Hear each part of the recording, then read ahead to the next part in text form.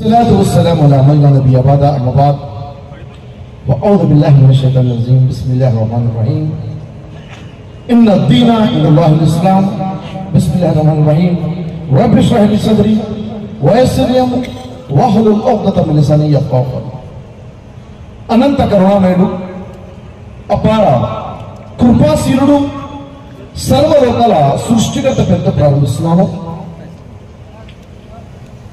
నేడు కర్నూలు పట్టణంలో ముస్లిం మహాగర్జన పేరుతో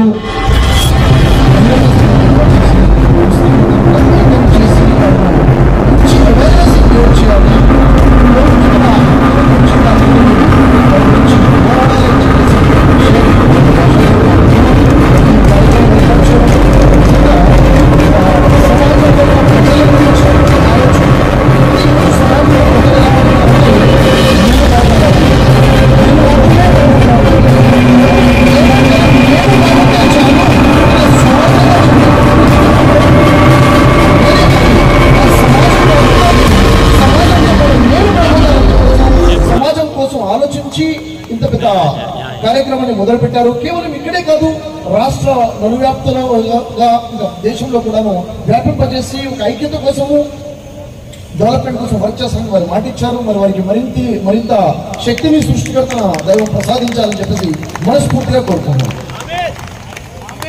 అయితే మహాసోదరులారా, ఇక్కడ వేదిక మీద చాలా పెద్దలు ఉన్నారు, ఉల్మాయకరం ఉన్నారు, ముఫ్తీలు ఉన్నారు, గౌరవనీయులు ఉన్నారు, ఇటువంటి యువత ఉన్నారు. ప్రతి ఒక్కరికి కూడా కొన్ని విషయాలు గమనించాలని చెప్తున్నాను. చాలా మంచి విషయం ఏంటంటే ఇక్కడ మన హక్కుల గురించి మనం ఏం చేస్తున్నాం, గర్జిస్తున్నాం, ప్రశ్నిస్తున్నాం. ఎలా గర్జించాలి, ఎలా ప్రశ్నించాలి అని చాలా వివరంగా అనేక మంది ఇక్కడ మాట్లాడారు. గత 2-3 గంటల నుంచి మనం వింటూ ఉన్నాం. అయితే ఇక్కడ మనం గమనించాల్సిన విషయం ఏంటంటే మన హక్కుల గురించి గర్జిస్తున్నాం, ప్రశ్నిస్తున్నాం, చాలా మంచిది, అవసరం కూడా. ఎప్పుడైతే హక్కుల గురించి మాట్లాడతామో మన బాధ్యతలు కూడా ఉంటాయి. ఉంటాయా ఉండవా? ఉంటాయి. అంటే నా హక్కు ఇది, ఎస్ నీ హక్కే, నా బాధ్యత కూడా ఉండాలి కదా. మరి బాధ్యత కూడా ఉంటుంది. మరి ఒక దైవ విధేయుడుగా, ఒక ముస్లింగా మన మీద ఏమైనా బాధ్యత ఉందా అన్నది ఒకసారి ఆలోచించే ప్రయత్నించాలి. ఖురాన్ గ్రంథంలో మనం పరిశీలించినట్లయితే చాలా జాగ్రత్త చూడండి. ఈరోజు ఏ సమస్యలు అయితే మనం ఎదుర్కొంటున్నామో, ముస్లింల పరిస్థితి ఎలా ఉంది చూడండి ఒకసారి. మన రాష్ట్రంలో కానివ్వండి, దేశంలో కానివ్వండి, ప్రపంచవ్యాప్తంగా చూసుకుంటే ముస్లింలు చాలా ప్రశాంతంగా జీవితం గడుపుతున్నారా, లేక చాలా బాధాకరమైన జీవితంలో ఉన్నారా? చాలా బాధాకరంగా ఉన్నారు. ఒక ముస్లిం సోదరులు చూసుకుంటే ఎక్కడ కూడా గౌరవం లేదు, ఎక్కడ కూడా ఒక నీచమైన పరిస్థితుల్లో చూసే పరిస్థితి ఉంది. ఒక ముస్లింని చూస్తే ఒక టెర్రరిస్ట్ గుర్తొస్తున్నాడు. ఎక్కడ చూసినా ముస్లింల మీద అటాక్ జరుగుతుంది. ఇంకా చూడాలంటే అనేక మాబ్ లించింగ్స్ అవుతున్నాయి. గడ్డం పేరు మీద, బురఖాల పేరు మీద రకరకాలుగా దాడులు జరుగుతున్నాయి. నిజంగా చెప్పాలంటే ప్రపంచ వ్యాప్తంగా ఉన్నటువంటి 54 దేశాలు, ముస్లిం దేశాలలో ఇప్పటికి 17 దేశాలు నాశనం అయిపోయాయి. కంప్లీట్ గా ఎక్కడ చూసినా బాంబ్ బ్లాస్టింగ్ అవుతుంది.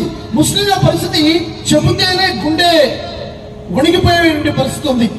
చిన్నపిల్లలైనా, స్త్రీలైనా, ముసలిలైనా ఎవరిని చూడకుండా ఎక్కడ చూసినా కానీ వేడు జరుగుతుంది. ఒకసారి ఆలోచించండి, ఇలాంటి పరిస్థితులు ఉన్నాయి కదా.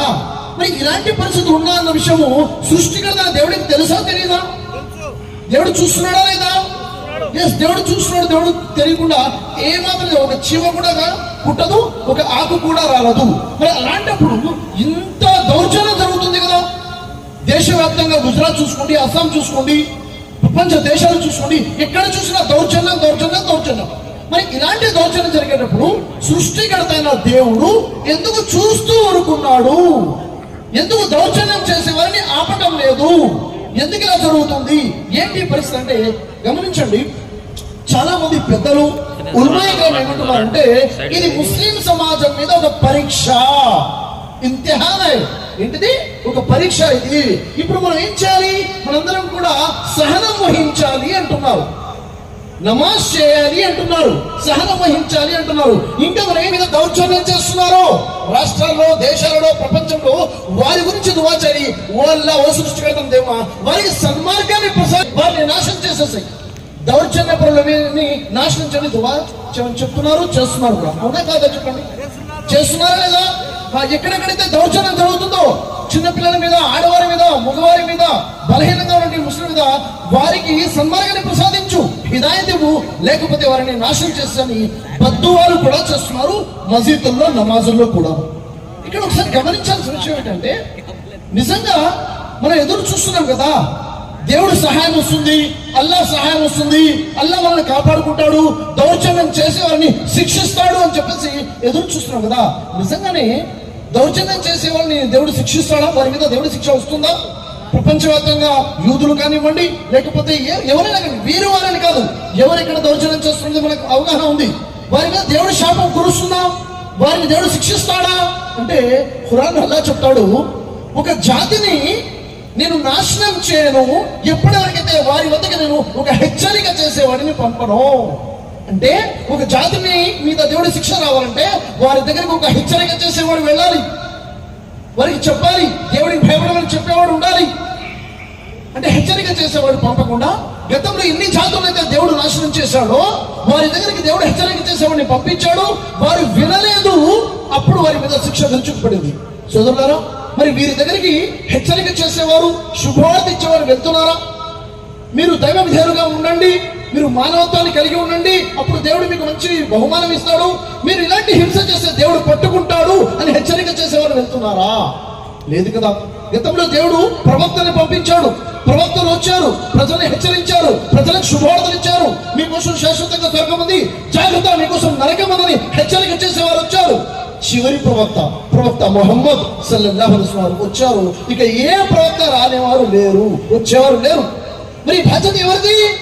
ఎవరైతే చివరి ప్రవక్తను విశ్వసించారో, ఎవరైతే నేను ముస్లిం అని చెప్పుకుంటున్నామో, మన బాధ్యత వీరికెళ్ళి చెప్పాలి, సృష్టికర్త ఉన్నాడు, సమస్తము చూస్తున్నాడు, దౌర్జన్య పరులకి శిక్షిస్తాడు, భయపడండి దేవుడికి అని చెప్పేవాడు వెళ్ళాలి, చెప్పాలి కదా. మీరు కనుక మారితే, మీలో మానవత్వం వస్తే, మనిషిని మనిషిగా చూడటం మొదలు పెడితే దేవుడు మీకు బహుమానం ఇస్తాడని శుభవార్త చెప్పేవాడు ఉండాలి కదా. మరి వెళ్తున్నామా? చెప్తున్నామా? మరి ఎప్పుడైతే మనం వారిని హెచ్చరించామో వారి మీద శిక్ష ఎలా వస్తుంది? ఒకసారి ఆలోచించండి. అల్లాహ్ సుబ్హానహు ఖురాన్లో చెప్తాడు, సూరా అల్ ఇమ్రాన్లో 110వ ఆయతలో, బిస్మిల్లాహిర్ రహమానిర్ రహీం, కుంతుం ఖైర ఉమ్మతిన్ ఉఖ్రిజత్ లిన్నాస్ తఅమురున బిల్ మఅరూఫ్ వ తన్హౌన అనిల్ మున్కర్. అల్లాహ్ స్పష్టంగా చెప్తున్నాడు, ఓ ముస్లింలారా, మిమ్మల్ని దేవుడు ప్రత్యేకంగా ఎన్నుకున్నాడు. ఎవరి కోసం అంట? మానవుల కోసము. విశ్వాసుని దేవుడు ఎన్నుకున్నాడు ఎందుకోసము? మానవుల కోసము. మానవులకి మంచి వైపు ఆహ్వానిస్తారు, చెడు నుండి ఆపుతారు. ఎవరైనా దౌర్జన్యం చేస్తుంటే వారికి చెప్తారు, ఆపుతారు. మంచి పనులు చేయండి అని చెప్తారు, మానవత్వంగా బతకండి అని చెప్తారు, నైతికంగా ఉండమని చెప్తారు, చెడు పనులు చేయొద్దని చెప్తారు. ఎవరు? విశ్వాసులు. అలా ఖురాన్ చెప్తున్నాడు, మీరు దైవ విధానంగా జీవితం గడుపుతున్నారు కదా, అది సరిపోదు. మీ మీద ఉన్న బాధ్యత ఏంటంటే ప్రపంచ జనాలకి, ప్రపంచంలో ఉన్న ప్రజలందరికీ కూడా హెచ్చరిక చేయాలి, శుభవార్త ఇవ్వాలి, వారిని మంచి వైపు ఆహ్వానించండి, చెడు నుండి ఆపండి. నేను ప్రశ్నిస్తున్నాను, నిజంగా ఆ పని వాళ్ళు చేస్తున్నామా? ఇది మన బాధ్యత కాదా? ఇది మన పని కాదా? నేను బాగుంటే చాలు అనుకున్నప్పుడు స్వార్థపరుడే కదా. నేను దేవుణ్ణి తెలుసుకున్నాను, నేను దేవుణ్ణి ఆరాధిస్తాను, నేను నేరుగా స్వర్గంలోకి వెళ్ళిపోతాను, అవునా కదా? ఇక్కడ గమనించాల్సిన విషయం ఏంటంటే, సృష్టికర్త దేవుడు ఖురాన్లో చెప్తున్నాడు, సూరా నిసా 4వ సూర మొదటి వాక్యంలో, సూరా నిసా మొదటి వాక్యంలో అల్లాహ్ సుబ్హానహు ఏం చెప్తున్నాడు? యా అయ్యుహన్నాసు తఖూ రబ్బకమ్ అల్లజీ ఖలఖకమ్ మిన్ నఫ్సిన్ వాహిదా. ఓ మానవులారా, యా అయ్యుహన్నాస్, ముస్లింలారా అనట్లేదు, ఓ మానవులారా, మీ దేవుడికి భయపడండి. ఏ దేవుడైతే మిమ్మల్ని ఒకే ప్రాణి నుండి పుట్టించాడు, ఎవరైనా ఆదం అలైహిస్సలాం మనిషి నుండి పుట్టించాడు, ఆ మనిషి నుండి దాని జంటను తయారు చేశాడు. జంట ఎవరు? హవ్వ, మన అమ్మగారండి హవ్వ, ఆదం హవ్వ. వారిద్దరి నుంచే ఈ భూమి మీద పురుషులను స్త్రీని వ్యాపింపచేశాడు అని అంటాడు. భయపడండి, దేవుడికి సంబంధాలు తెంచబాకండి. ఏ సంబంధాలు తెంచకూడదంట? రక్త సంబంధాలు తెంచబాకండి. అంటే ఈ భూమి మీద ఉన్న మనుషులందరూ కూడా, అతను హిందూ అయినా, ముస్లిం అయినా, క్రైస్తవుడైనా, బౌద్ధుడైనా, సిక్ అయినా, ఆస్తికుడైనా, నాస్తికుడైనా, ఎవరి సంతానం? ఆదం అలైహిస్సలాం సంతానం, హవ్వ అలైహిస్సలాం సంతానం, మన తండ్రి సంతానం. అంటే ఈ భూమి మీద ఉన్న ప్రతి మానవుడు కూడా రక్త సంబంధం ఉన్న వాళ్ళము. జాగ్రత్త కాదు, అతను ఎవరు? నా తమ్ముడు, నా అన్న, నా సోదరుడు అన్న భావన కలిగి ఉండాలి. ఇది నిజమే కదా. ఈ భూమిలో మనుషులందరూ కూడా సహోదరులు అన్న విషయం ఇక్కడ తెలియచడం జరుగుతుంది. సోదరులారా, ఒక్క విషయం ఆలోచించండి. ఈరోజు మనం ఖురాన్ చదువుతున్నాం, సృష్టికర్తన దైవాన్ని ఆరాధిస్తున్నాం. ఇక్కడ ప్రతి ఒక్క వ్యక్తిని ప్రశ్నిస్తున్నాను. ప్రతి చిన్నవాడు, ప్రతి విద్యార్థి, ప్రతి యువకుడు, ప్రతి పెద్ద వ్యక్తిని కూడా నేను ప్రశ్నిస్తున్నాను. సమాధానం చెప్పండి. ఈరోజు మనం ఎవరైతే ఆరాధిస్తున్నామో, ఎవరి ముందైతే మనం సజ్దా చేస్తున్నామో, ఎవరి ముందైతే మనం రుకు చేస్తున్నామో, ఎవరైతే నమాజ్ చేయలేక ఈరోజు మనం ఆరాధిస్తున్నామో, అతను ఎవరు? కేవలం మన సృష్టికర్తేనా? మన దేవుడేనా? మానవులందరి దేవుడా? మానవులందరి సృష్టికర్త, అవునా కదా? కాబట్టి మానవులందరికీ సృష్టికర్తల దైవం గురించి పరిచయాన్ని చేయాలి. ఈరోజు చూడండి, అల్లా ఎవరు అంటే ఈరోజు మీరు వెళ్ళి మీ సోదరులు అడగండి, మీ హైందవ సోదరులు అడగండి, మీ క్రైస్తవ సోదరులు అడగండి, ముస్లింలు ఎవరిని ఆరాధిస్తున్నారండి అంటే వారు ఏమంటున్నారు తెలుసా? ముస్లింల దేవుణ్ణి ముస్లింలు ఆరాధించుకుంటున్నారు అంటున్నారు. మీరు ఆరాధిస్తున్న ముస్లింల దేవుడేనా? కాదు కదా. భూమి ఆకాశాల సామ్రాజ్యాన్ని సృష్టించిన సృష్టికర్తన ఆ దేవుణ్ణి ఆరాధిస్తున్నాము. ఆయనని అరబీ భాషలో అల్లా అంటున్నాం, తెలుగులో దేవుడు అంటారు, ఇంగ్లీష్ లో గాడ్ అంటారు.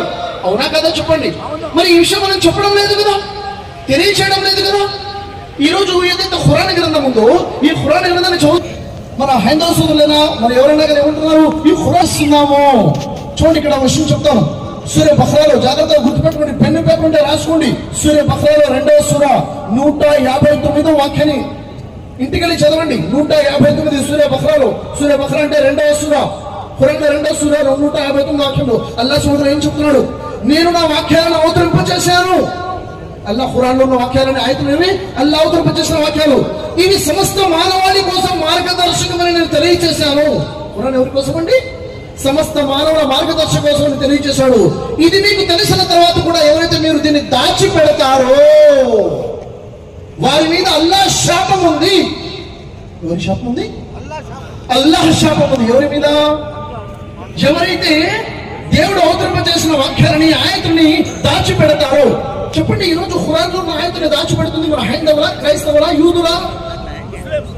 ముస్లింల దగ్గర కదా గ్రంథం ఉంది. ముస్లింలు కదా దాచిపెడుతుంది. ముస్లింలు కదా వారు చదవరు, ఎవరికి చదవనివ్వరు కదా. అల్లా ఏమంటున్నాడు అక్కడ? సృష్టికర్త దేవుడు, వారి మీద అల్లా శాపం ఉంది. నాకు ప్రశ్న ఏమిటంటే, ఏ జాతి మీద అయితే అల్లా శాపం ఉంటుందో ఆ జాతి ప్రశాంతంగా ఉంటుందా? ఆ జాతి గౌరవంతో ఉంటుందా? మరి ఎలా? అందుకే ఈరోజు ఎక్కడ చూసినా కానీ మనశ్శాంతి లేదు, ప్రశాంతత లేదు. ఎక్కడ చూసినా కదా వేటు నడుస్తుంది. హక్కులు హతమార్చబడుతున్నాయి. ఎందుకని? మనం ప్రజల హక్కులు కొట్టేశాం. ప్రజల హక్కు మన దగ్గర ఉంది. ఏంటా హక్కు? దేవుడు పంపించిన గ్రంథం, దేవుడు అవతరణ చేసిన సత్యం ప్రజలకు తెలియచేయాలి. చూడండి, మీకు ఒక విషయం చెప్తాము. ఒక వ్యక్తిని హత్య చేశారనుకోండి, ఒక వ్యక్తిని హత్య చేస్తే ఆ వ్యక్తి చనిపోయాడు. చనిపోయిన వ్యక్తికి వచ్చే నష్టం ఏంటి? అతని ఇహలోకం మొత్తం పోయింది, అతని ప్రపంచ జీవితం మొత్తం పోయింది, అతని జీవితం మొత్తం పోయింది. కానీ రెండో విషయం, ఒక వ్యక్తికి నువ్వు ధర్మాన్ని బోధించలేదు, ఒక వ్యక్తికి సత్యం చెప్పలేదు, ఆ వ్యక్తికి ఏ నష్టం ఉంది? ఆ వ్యక్తి పరలోకం పోతుంది. అవునా లేదా? నువ్వు ధర్మాన్ని చెప్తే, అతను ధర్మాన్ని అర్థం చేసుకుంటే అతను పరలోకంలో కూడా సాఫల్యం పొందుతాడు. మరి నువ్వు ఒక వ్యక్తికి ధర్మాన్ని దాచేస్తున్నావు, అతను పరలోకం నాశనం అయిపోతుంది. చెప్పండి, ఈ రెండు తప్పుల పెద్ద తప్పేది? ఒక వ్యక్తిని హత్య చేయడం ఎంత పాపమో అంతకన్నా ఘోరాతి ఘోరంగా పాపం వారి హక్కులు కొట్టివేయడము, ధర్మాన్ని దాచిపెట్టడం అంటున్నాడు అల్లాహ్ ఖురాన్. అంటే సృష్టికర్తను నమ్మాము, దేవుడు సమస్తము చేయగలిగిన శక్తివంతుడు. అలాంటప్పుడు మన మీద దౌర్జన్యం జరుగుతుంది. ఎందుకు ఆపడం లేదు? ఎందుకు అంటే దేవుడి శాపం ఉంది. ఎవరి మీద? సృష్టికర్తల దేవుడి శాపం ఈ రోజు ఖురాన్ని దాచిపెడుతున్న వారి మీద ఉంది, ధర్మాన్ని దాచిపెట్టే వారి మీద ఉంది. ఎవరు చెప్తున్నారు? ఖురాన్లో సూరా బక్రా 159 వాక్యంలో ఉంది. ఒకసారి ఆలోచించండి. దౌర్జన్యపరులని దేవుడు శిక్షిస్తాడు, వాస్తవమే. ఇద్దరిలో దౌర్జన్యపరులు ఎవరు? చంపేవారు, హత్యలు చేసేవారు, మానభంగాలు చేసేవారు, హక్కులు కొట్టేసేవారు. దౌర్జన్యపరుడా? పెద్ద దౌర్జన్యపరుడు ఎవరు అంటే అల్లాహ్ ఖురాన్లో చెప్తున్నాడు, వాడికన్నా పెద్ద దౌర్జన్యపరుడు ఎవడవుతాడు? ఎవడైతే నేను అవతరింపజేసిన సత్యాన్ని దాచిపెడతాడో. పెద్ద దౌర్జన్యపరుడు ఎవడో? అల్లా చెప్తున్నాడు ఖురాన్లో, వాడి కన్నా పెద్ద దౌర్జన్యపరుడు ఎవడు ఉంటాడు? ఎవడైతే నేను అవతరింపజేసిన సత్యాన్ని దాచిపెడతాడో. వీరు దౌర్జన్యపరులే, మన మీద దౌర్జన్యం చేస్తున్నారు వాస్తవమే, కానీ పెద్ద దౌర్జన్యపరుడు సత్యాన్ని దాచిపెట్టేవాడు. ఇప్పుడు చూడండి, విషయం చెప్తాను, చాలా జాగ్రత్తగా వినండి. ఒక హదీస్ ప్రవక్త ముహమ్మద్ సల్లల్లాహు అలైహి వసల్లం చెప్తున్నారు, అల్లాహ్ సుబ్హానహు వ తఆలా మన సృష్టికర్త దైవము ఎవరినైనా ప్రేమిస్తే, ఎవరినైనా ఇష్టపడితే ఏం చేస్తాడట? జిబ్రాయిల్ అలైహిస్సలాంని పిలుస్తాడట. ఓ జిబ్రాయిల్, నేను ఫలానా వ్యక్తిని ప్రేమిస్తున్నాను, నువ్వు కూడా ప్రేమించు. అప్పుడు జిబ్రాయిల్ అలైహిస్సలాం అతన్ని ప్రేమించడం మొదలుపెట్టి ఆకాశాలలో దైవదూతలకి ముందు అక్కడ ఎలాన్ చేస్తాడు. ఏమని? అల్లాహ్ ఫలానా వ్యక్తిని ప్రేమిస్తున్నాడు, నన్ను ప్రేమించమని చెప్పాడు, నేనే ప్రేమిస్తున్నాను, మీరు కూడా అతన్ని ప్రేమించండి, ఇష్టపడండి. దైవదూతలందరూ ఆ వ్యక్తిని ఇష్టపడటం మొదలు పెట్టేస్తారు. ఆ తర్వాత ఆ వ్యక్తి గురించినటువంటి గౌరవాన్ని, ప్రేమని, ఇష్టాన్ని భూమి మీద వ్యాపింప చేసేస్తారు మనుషుల, జంతువుల, పక్షుల హృదయాలలో. అంటే ఇప్పుడు మిమ్మల్ని దేవుడు ప్రేమిస్తుంటే, ఇష్టపడుతుంటే, మిమ్మల్ని దేవుడు మాత్రమే ఇష్టపడాడు. జిబ్రాయిల్ అలైహిస్సలాము, దైవదూతలు, భూమి మీద మనుషులందరి మనసులో ఏంటంటే ఇష్టం ఉంటుంది. ఆ తర్వాత ఆ హదీస్ లో ఉంటుంది, సృష్టికర్తన అల్లాహ్ ఎవరినైనా అసహ్యించుకుంటే, బోగ్స్ అరబీలో ఉంటుంది, బోగ్స్ అంటే తెలుసా? అసహ్యించుకోవడం. ఎలాంటి అసహ్యం అంట? ప్రతీకారం తీర్చుకునే అసహ్యం, ఉట్టి అసహ్యం కాదు. అల్లాహ్ ఎప్పుడైతే ప్రతీకారం తీర్చుకోవాలన్నా అంతగా అసహించుకుంటాడో అప్పుడు జిబ్రాయిల్ అలైహిస్సలాంని పిలుస్తాడట. ఓ జిబ్రాయిల్, నేను ఫలానా వ్యక్తిని అసహించుకుంటున్నాను, నువ్వు కూడా అసహించుకో. అప్పుడు జిబ్రాయిల్ అలైహిస్సలాం దైవదూతలకు ప్రకటిస్తాడు. దైవదూతలందరూ ఆ వ్యక్తిని అసహించుకుంటారు. అప్పుడు ఆ వ్యక్తికి సంబంధించిన అసహ్యము భూమి మొత్తం మీద వ్యాపింప చేయబడుతుంది. అదే జరుగుతుంది కదా మాబ్ లించింగ్స్. ఒక ముస్లిం గడ్డంలో టోపీతో ఉన్నవాడు వెళ్తున్నాడు, చూసి దాడి చేసి చంపేస్తున్నారు. 5-6 10 మంది కలిపి మాబ్ లించింగ్, సామూహికంగా దాడి చేసి చంపుతున్నారు. అరే ఎందుకు చంపుతున్నారా? చంపాలనిపిస్తుంది. ఎవరిని చంపుతున్నారు? అతని పేరు తెలుసా? మాకు తెలియదు. అరే వాడి పేరు కూడా తెలియదు కదా, ఎందుకు కొడుతున్నారా? కొట్టాలనిపిస్తుంది. మా మనసులో అసహ్యం వచ్చేస్తుంది. ఈరోజు ముస్లింలను చూస్తే అసహ్యం. ఎందుకు? దేవుడు అసహించుకుంటున్నాడు. దేవుడు అసహించుకుంటున్నాడు. ఎందుకని? చాలా పెద్ద తప్పు చేసాం. దేవుడు అవతరింపజేసిన సత్యాన్ని దాచేస్తున్నాం. మనము చదవడం లేదు, మనము అర్థం చేసుకోవడం లేదు, ప్రజలకు కూడా తెలియచేయడం లేదు. సోదరులారా, ఒక్కసారి ఆలోచించండి. మన హక్కుల గురించి పోరాడుతున్నాం. ఎస్, మన మీద బాధ్యత కూడా ఉంది. నేను ప్రశ్నిస్తున్నాను మిమ్మల్ని, ఈరోజు భూమి మీద మన భారతదేశంలో 140 కోట్ల మంది ప్రజలు ఉన్నారు. సరే, దీంట్లో 20 కోట్ల మంది ముస్లింస్ ఉంటే 120 కోట్ల మంది ఉన్నారు కదా మన సోదరులు, మన అన్నలు, మన తమ్ముళ్ళు, మన చెల్లెలు, మన అక్కలు, మన రక్తం ఉన్నారు కదా. వారికి ఎవరు చెప్పాలి సృష్టికర్త గురించి? వారికి ఎవరు చెప్పాలి? చెప్తున్నామా? మీరు మాత్రమే దేవుని బిడ్డలా? మీరు మాత్రమే దేవుని దాసులా? అల్లాహ్ సుబ్హానహు వ తఆలా ఒక ప్రవక్త చెప్తారు. ఆ ప్రవక్త తన జాతి ప్రజలకి సందేశం ఇచ్చి ఇచ్చి ఇచ్చి అలిచిపోతారు. అలిచిపోయి ఆ ప్రవక్త అంటారు, ఓ అల్లాహ్, వీరిని నాశనం చేసేసి, మీరు నా మాట వినట్లేదు, వీరిని నాశనం చేసేసి అంటే, అప్పుడు ఆ ప్రవక్తతో దేవుడు చెప్తాడు, ఓ ప్రవక్త, నువ్వు పని చేయి, నువ్వు మట్టిని తీసుకో, ఆ మట్టితో కొన్ని కుండలు తయారు చేయి. ఆ ప్రవక్త ఏం చేశారు? కుండలు తయారు చేశారు. కుండలు మొత్తం తయారు చేసి పెట్టేశారు. వాళ్ళ నువ్వు చెప్పడానికి కుండలు తయారు చేసి ఎప్పుడేం చేయాలి? ఓ పంచ కర్ర తీసుకో, అన్నింటినీ పగలగొట్టేసాయి. వాళ్ళ కుండని పగలగొట్టాలా? నేను నా చేతులతో ఇంత కష్టపడి తయారు చేసిన కుండని నేను పగలగొట్టాలా? పగలగొట్టేసి అతని మనసుకు బాధ అనిపిస్తుంది. అప్పుడు అంటాడు, నీవు ఏమన్నావు? వీరి మీద నా శిక్షను పంపించమన్నావు కదా, నువ్వు తయారు చేసిన కుండల్ని పగలగొట్టడానికి నీ మనసు ఒప్పలేదే, నేను పుట్టించిన మానవుని నేను ఎలా నాశనం చేయాలి? నేను ఎలా నాశనం చేయాలి? ఒక్కసారి ఆలోచించండి సోదరులారా. ఈ రోజు దేవుడు ప్రేమిస్తున్న ప్రజలు దేవుడు నిన్ను మాత్రమే పుట్టించలేదు, అతన్ని పుట్టించాడు. నీకు మాత్రమే మరణం లేదు, అతనికి మరణం ఉంది. నిన్ను మాత్రమే ప్రళయం రోజులు లేపడు, అతన్ని కూడా ప్రళయం రోజులు లేపుతాడు. ఆ రోజు ప్రశ్నిస్తాడు. నీ స్నేహితుడైన హైందవుని, నీ స్నేహితుడైన క్రైస్తవుని, నీ స్నేహితుడిని అడుగుతాడు, నువ్వు నన్ను ఎందుకు ఆరాధించలేదు అని. అతను ఏమంటాడు? వాళ్ళ నాకు తెలియదు. నువ్వు ఖురాన్ ప్రకారంగా ఎందుకు జీవితం గడపలేదు? ఓ దేవుడా, నాకు తెలియదు. ఈ గ్రంథం నా కోసం వచ్చింది, నాకు తెలియదు. నా పక్కన అబ్దుల్లా ఉన్నాడు, అబ్దుల్ రెహమాన్ ఉన్నాడు, కానీ వీళ్ళు చదివేవారు నాకు ఎప్పుడు చెప్పలేదు.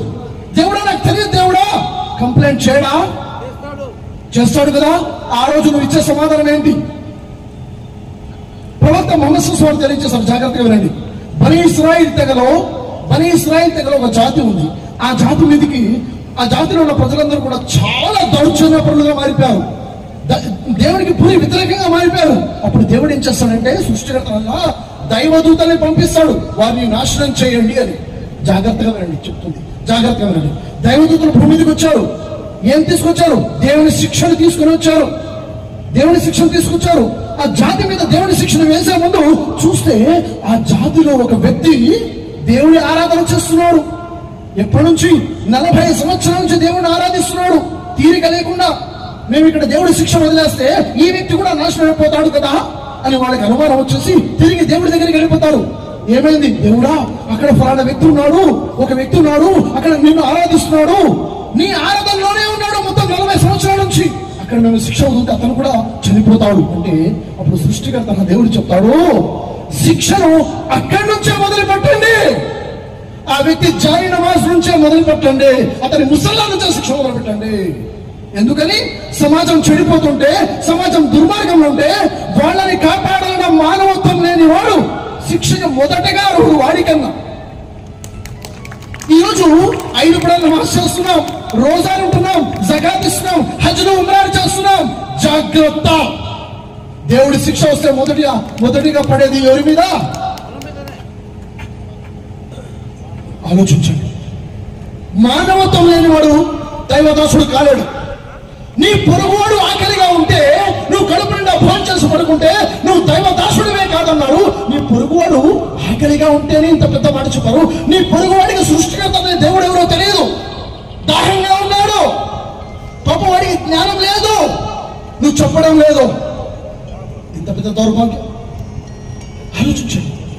ఈరోజు ముస్లిం సమాజంతో సృష్టికర్తల దేవుడు సంతోషంగా ఉన్నాడా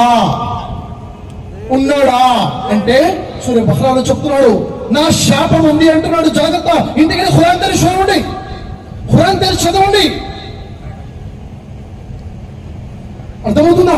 దేవుడు అసహించుకుంటున్నాడు. మరి ఏం చేయాలి సార్? ఏం చేద్దాం? అల్లా పరిష్కారం ఖురాన్లో చెప్తున్నాడు, సొల్యూషన్ ఇస్తున్నాడు, పరిష్కారం ఉంది.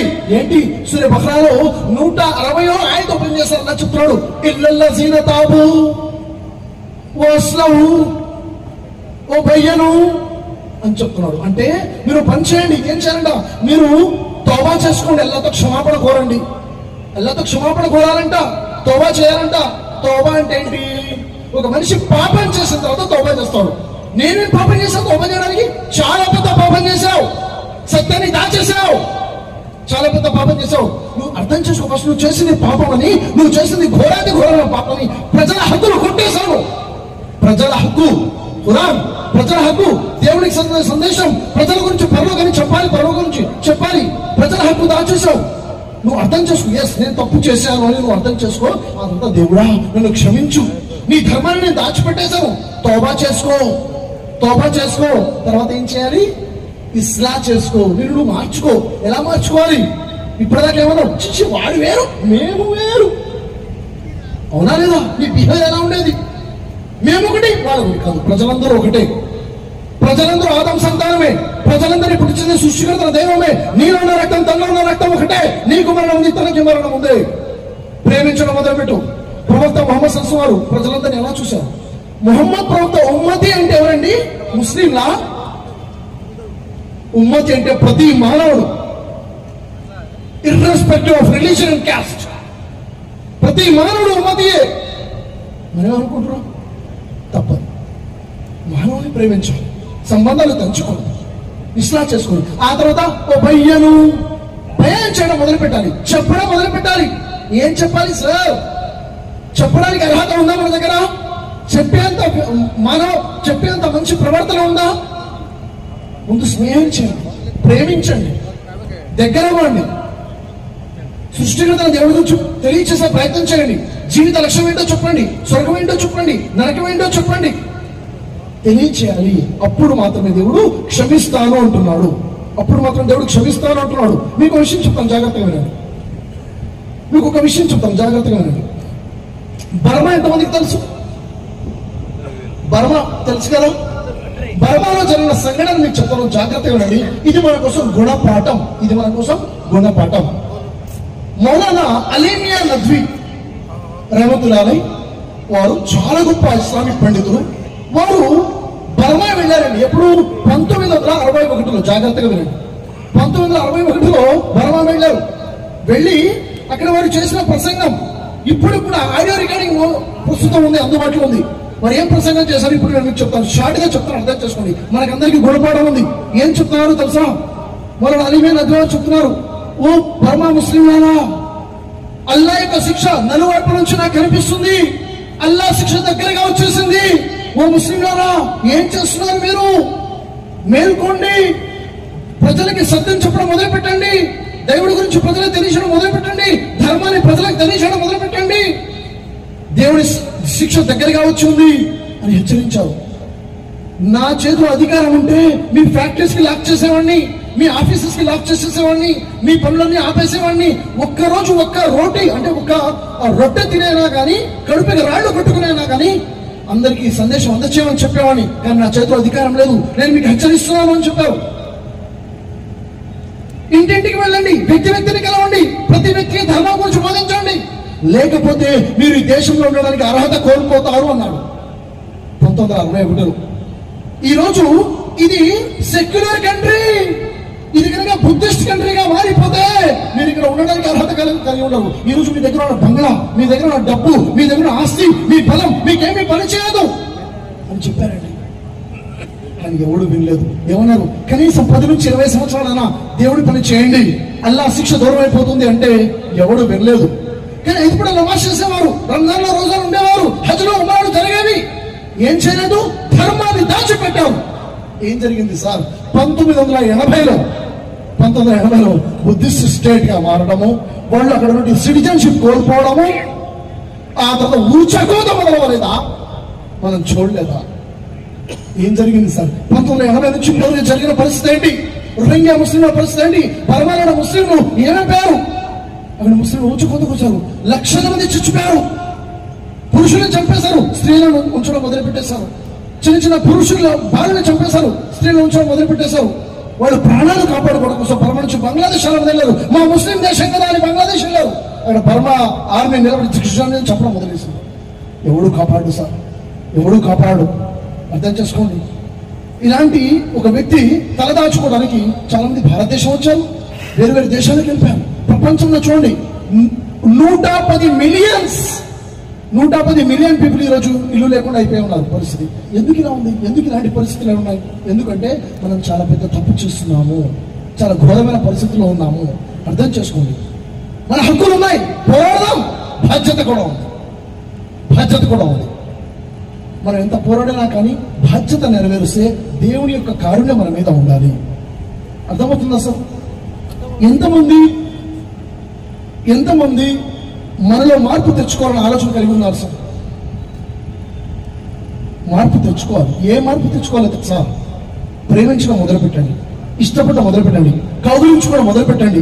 మేము వేరు వాడు వేరు అంటాం మొదలు పెట్టండి. చాలా ఘోరమైన పాపం మాట అది. సంబంధాలు తెంచడం, వాడు వేరు నేను వేరు. అతనికి తెలియదు, నీకు తెలుసు. అతనికన్నా నువ్వు మంచిగా ఉండాలిగా, అతనికన్నా నీకు ప్రేమించాలి కదా. అతనికి తెలిసిపోతే నీకన్నా మంచోడు కాడా? ఏ సార్? ఎందుకు చెప్పడం లేదు సార్? ఇది నీ సొత్తు కాదు, ప్రజలందరి సొత్తు ధర్మం. సో నాకున్న అవకాశాన్ని బట్టి మహబూబ్ బాషా గారు మంచి స్నేహితులు. నిజంగా వారు సమాజంలో ఇప్పుడు ముస్లింలా కలిసి అంటున్నారు. కేవలం ముస్లింల కోసం ఉన్న వ్యక్తి కాదు, సమాజంలో ప్రతి వ్యక్తి గురించి ఆలోచించే వ్యక్తితో, ప్రతి వ్యక్తి గురించి ఆలోచించే వ్యక్తి. నాకు ఆపద ఉంది అంటే మతాన్ని, కులాన్ని చూడకుండా అతని సమస్యను దూరం చేసే మంచి మనసున్న వ్యక్తి. ఇలా ఉండాలి. ఈరోజు చదువు లేక కాదు మనం ఇలా ఉంది, డబ్బు లేక కదా ఇలా ఉంది, మనము మీద దేవుడి కారుణ్యం లేక ఇలా ఉన్నాం. ఇది గుర్తు చేసుకోండి. దేవుడి కారుణ్యం మన మీద లేదు, గుర్తుపెట్టుకోండి. మనం అనుకుంటాం తెలుసా, దేవుడి పరీక్ష ఉంది, సహనం వహించండి. ఇది దేవుడి పరీక్ష కాదు, గుర్తుపెట్టుకోండి. ఇది దేవుడి వైపు శిక్ష ముస్లిం సమాజం మీద. గుర్తుపెట్టుకోండి. ఎవరైనా పొరపాట్లు ఉంటే అల్లాహ్ తరఫ్ సే ఇమ్తిహాన్ హై, అగర్ బోలా తో గలత్ హై, క్యా హై? అజాబ్ హై, శిక్ష ఇది. సో రియలైజ్ అవ్వండి, ఖురాన్ గ్రంథాన్ని చదవండి, సత్యం తెలుసుకోండి, ప్రజల వద్దకి ధర్మాన్ని అందించే ప్రయత్నం చేయండి. చేద్దామా సార్? చేద్దామా? ఏ సార్ ముందు చేయాల్సింది క్షమాపణ కోరుకోండి దేవుడితో, ప్రజల్ని ప్రేమించడం మొదలు పెట్టండి, తెలిసిన సత్యాన్ని ప్రజలకు తెలియచేయడం మొదలు పెట్టండి. ఇలాంటి పని ఎలా చేయాలి సార్ అంటే, ఇలాంటి ప్రజలతో ఎలా మెలగాలి సార్ అంటే, మీకోసమే మనందరి కోసమే ఇదే ఫిబ్రవరి నెల 17, 18 2 రోజులు, ఫిబ్రవరి నెల 17, 18 2 రోజుల కోసము స్పెషల్ గా క్లాసెస్ ఉన్నాయి హైదరాబాద్ లో. రండి, కలిసి ఉన్నాం. నేను ఉంటాను మీతో పాటు, 2 రోజులు కలిసి ఉంటాను. మీరు రండి, నాతో పాటు కలిసి ఉందరు. కానీ 17వ తేదీ 18వ తేదీ శనివారం ఆదివారం కలిసి కూర్చొని తెలుసుకుందాం అసలు మేము ఏంటి, ఏం చేయాలి, ఏం చేస్తాం, ఎలా బతకాలి, ఎలా బతకూడదు. వస్తారా ఎవరైనా? ఉన్నారా? నిజమేనా? నిజమేనా? హైదరాబాద్ లో దీనికి సంబంధించిన వివరాలు కావాలంటే అలా ఎంత ఈజీగా నేను చెప్పను, మీరు వెతకండి. యూట్యూబ్ లో బ్రదర్ షఫీ యూట్యూబ్ ఛానల్ ఉంది, ఫేస్బుక్ లో బిఆర్ షఫీ అని పేజ్ ఉంది. దాంట్లోకి వెళ్తే అక్కడ మీరు వెతికితే అక్కడ పోస్టర్ కనిపిస్తుంది. మీకు వెతకడం రాకపోతే తెలుసుకొని వెతికించండి. అక్కడ ఫోన్ నెంబర్ ఉంటుంది, ఫోన్ చేసి ఫోన్ చేయండి. మీకు ఇంట్రెస్ట్ ఉంటే వెతుకుతారు, దాహంగా ఉంటే నీళ్ళు వెతుకుని తాగుతాం. ఎజార్లో నేను ఫోన్ నెంబర్ రాసుకొని చెప్తాను అని నేను చెప్పను. మీలో ఉంటే రండి, ధర్మాన్ని తెలుసుకుందాం, మన కోసము మానవత్వంతో జీవితం గడిపే ప్రయత్నించుదాం. ఇంత గొప్ప అవకాశం నాకు కల్పించండి షేక్ మహబూబ్ బాషా గారికి మనస్ఫూర్తిగా తెలియజేస్తున్నాను సార్. Thank you sir. మీరు ఇలాంటి అనేక కార్యక్రమాలు చేయాలి, మీకు దేవుడు ఇహపరంగా ఒక గొప్ప స్థాపనని ప్రసాదించడానికి మనస్ఫూర్తిగా దుఆ చేస్తాను. అస్సలాము అలైకుం వరహమతుల్లాహి వబరకాతుహు. चलेगा कि आज आपकी जो यहाँ मौजूदगी रही वो कितनी बड़ी कामयाबी का जामिन रही है। खासतौर पे महबूब बाशा साहब का हम सब की तरफ से बहुत बहुत शुक्रिया अदा करना चाहेंगे कि उन्होंने इतने कामयाब प्रोग्राम का इनेकाद किया और ब्रदर शफी साहब तजीब देते हैं। सभी का बहुत बहुत शुक्रिया। इस दुआ के साथ कि आगे भी इसी तरह के प्रोग्रामों का इनेकाद इसी कामयाबी के साथ, इसी शानदार हिकमत अमली के साथ होता रहेगा। खुदा हाफिज़।